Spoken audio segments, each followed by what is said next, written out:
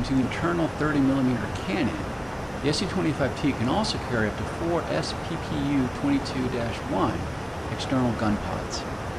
Each pod contains 2 GISH 23L autocannons that contain 260 23mm rounds. The fire rate for the cannons is 3,000 rounds per minute and have an effective range of around 2 kilometers. The pods are most effective against unarmored and lightly armored units. This lesson is currently in active pause as we discuss its use. Press the spacebar to continue. Enter air-to-ground mode by pressing 7.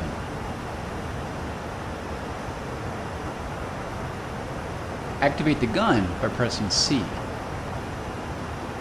On the weapon status panel, you'll see that we have 4 wing stations loaded. Each of these contain a single gun pod. You will also note that we have a full ammunition load indicated by the K. Press the spacebar to continue. Let's take a look at the Weapon Systems Control panel in the bottom left corner of the front dash. Currently, the release mode switch is set to the salvo position and the size switch is set to 1. In this setting, just the internal 30mm cannon is used. Press left control and spacebar once to select the next salvo position. The fix option is now selected as the salvo position, and the salvo size switch has been set to X2. In this setting, 2 gun pods are now the active weapons. Inside each of the gun pods, the twin barrels can be depressed to allow you to shoot downwards even when in level flight. When the barrels are depressed, the green light on the panel will light. Let's try this. Press right control and right bracket to depress the gun pods. Notice that when you did so, the range carried on the left side of the HUD decreases due to the change in gun barrel angle. Now try raising the gun barrels by pressing right control and left bracket. Good. To select all 4 pods in fixed mode, press left control and spacebar again.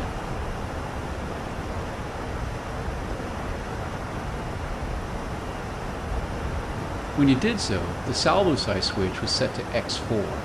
To set all the gun pods to the bore sight position, press left control and spacebar again. When you did so, the salvo position switch was set to the 0 position. To return the internal 30mm cannon to the salvo position and the salvo size switch set to 1, press left control and spacebar one more time. Do this now. Ahead of you on a small airfield is a light armored vehicle marked with red smoke to practice on. Set the number of gun pods to use in the depression angle, and then use the aiming reticle on the HUD to line up the shot. When you have the launch authorization cue, press and hold the spacebar to fire the gun pods. Press the spacebar to unpause the lesson.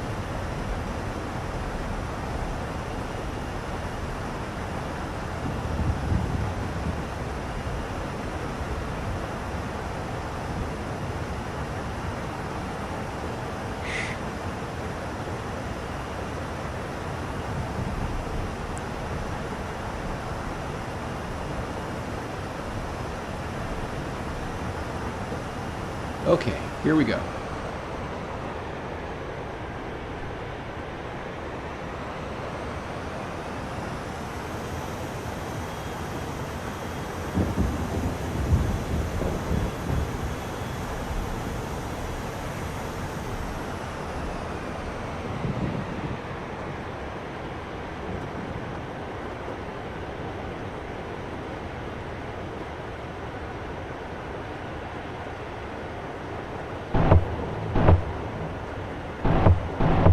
Переведи в набор.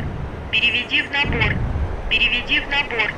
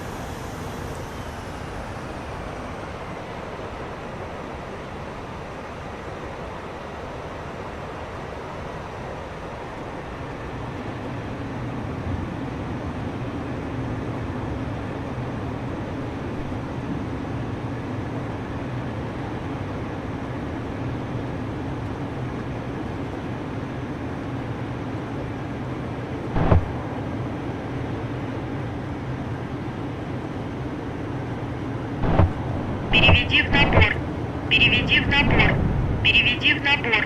Переведи в набор.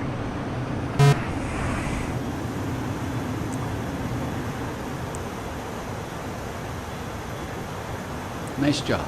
You can see that a rain of 23mm rounds can be quite deadly. I have provided 2 additional targets marked with green smoke to practice on. You can end the lesson now by pressing the escape key when you're ready. Okay, I will continue with the lesson and practice on the 2 additional targets that Mr. Wagner has provided for us. One thing to cover that Mr. Wagner did not cover in his instruction tutorial is on the weapon status panel. If you look, there were 3 sets of Ks, and the one to the right, to the left, is blank, and that is the outboard set of gun pods. The middle K is the inboard set of gun pods, and the right K is the internal gun.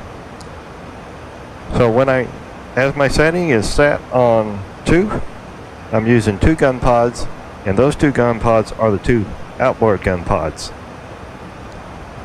And right now you see it's blank, and I believe that it's probably got a bug, or it's I think it's the 3/4 setting or such as in op. So let's turn back in.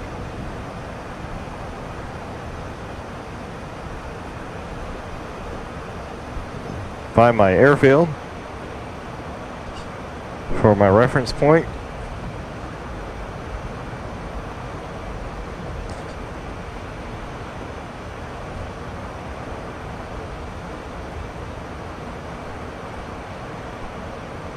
And go back in.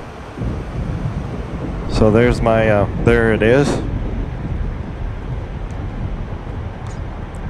And this is more difficult. In VR, it's very difficult because, again, of the resolution of these first generation headsets.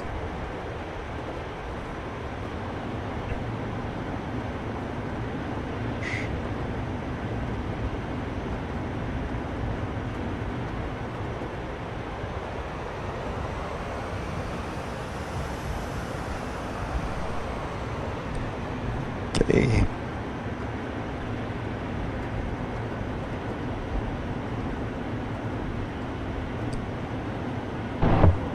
And of course, we're doing this in a thunderstorm.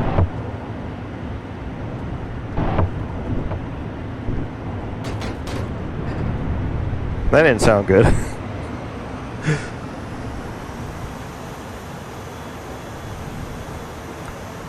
Yo! And in comparison with the last training missions that we did, when I jumped into this one for the first run, I got a big surprise. These guys shoot back, and that's not fair. This is supposed to be a training lesson. Maybe in Russia that's how they do training lessons, so that you really learn, so that you get the point.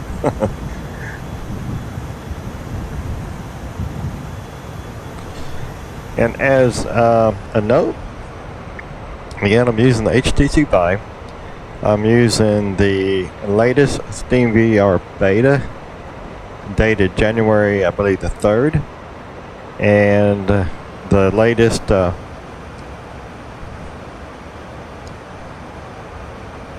DCS World 1.5.5.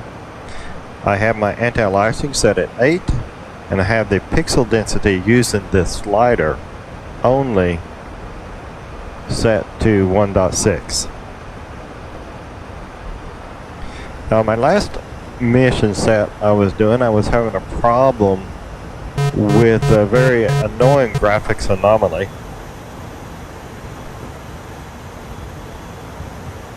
Of objects disappearing and the views becoming disconnected. And what I've done different this time, and the way I resolved it then, is I put the slider to 1.0 and I adjusted my pixel density with a target multiplier setting in the Steam VR. Steam VR, I believe it's SteamVR.VR settings file. Now, what I changed is I took the target multiplier reference out of the SteamVR.VR settings file and completely out. Didn't just change it to 1.0. I took it completely out, and then I have set the pixel density slider in the DCS World Options Control Panel to 1.6, and I haven't observed the graphics anomaly I was having using that procedure yet. Okay, come around. I do have a damaged aircraft, and I have no idea what's damaged. I'm not getting any warning annunciators. I don't know if they really work on this airplane. And the little fault indicator right next to the clock there, not showing anything. So I don't know if it really works or not. So let's go back in and try to finish this mission up and do a landing in a thunderstorm with a damaged aircraft.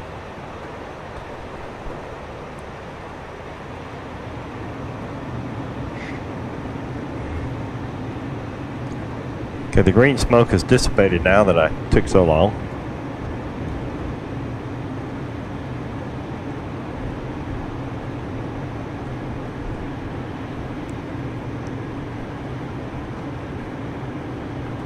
Walk it up.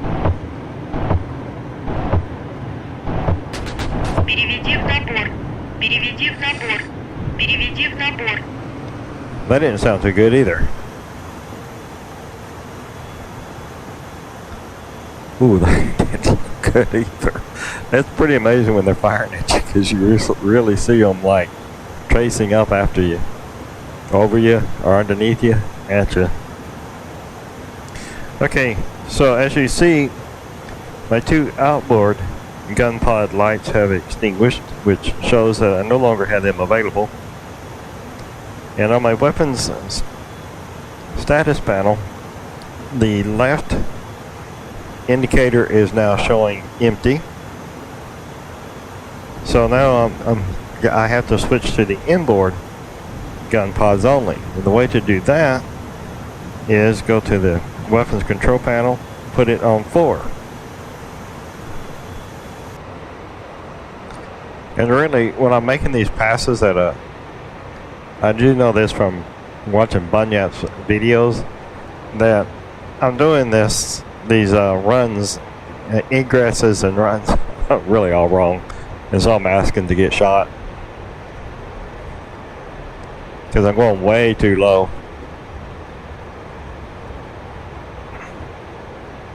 But it's very, again, with the first generation headsets and basically the 1K per eye resolution, it's really difficult to get a beat on these guys. Okay, so here we come. I am within range, and that marker doesn't help. Переведи в набор. Переведи в набор. Переведи в набор.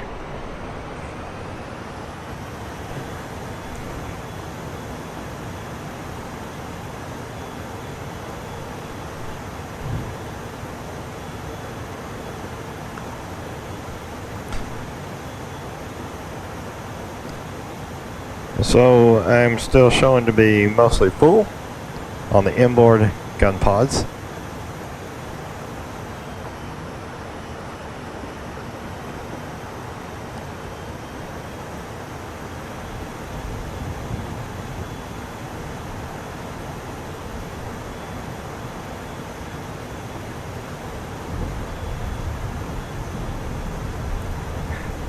And with the settings I have, even though they're turned up so high, I have textures on high, again MSAA on 8, and the pixel density at 1.6. It gives me a clarity that I like. As you can see, I can read easily the Russian characters, but I do get, with this mission, with the thunderstorm over the city, all that's going on, I do get some frame rate drops that cause some juddering. Not discomforting though, which is kind of cool. What I don't get is positional juddering, but I am getting the world, just like in any 2D screen. Переведи в набор. Переведи в набор. Переведи в набор. Переведи в набор.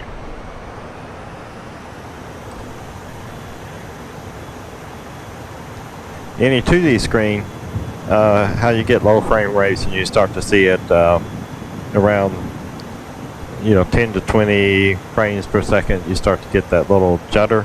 It's similar to that.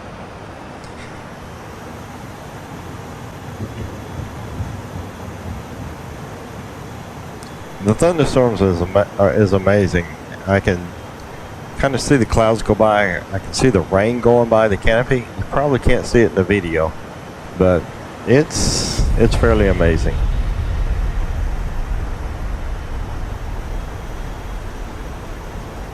Okay, I'm showing down to 3/4.